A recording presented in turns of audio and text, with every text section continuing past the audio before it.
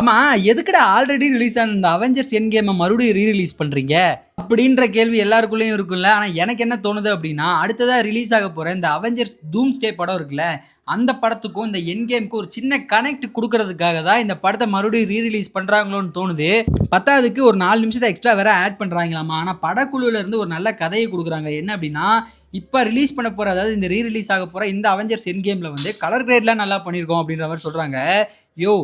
Connect வைக்க போற அப்படின்னா ஓப்பனா சொல்ல வேண்டியதானய்யா. இல்லாம இந்த படத்தோட ரிலீஸ்ல அதிகமா பயப்படுறது யாரு அப்படின்னா தமிழ் ஆடியன்ஸ் மட்டும் தான். அதுக்கான காரணம் யாருன்னு உங்களுக்கே தெரியும். நம்ம டோனி ஸ்டார்க்கு கொடுக்கப்பட்ட அந்த விஜய் சேதுபதி வாய்ஸ் தான்.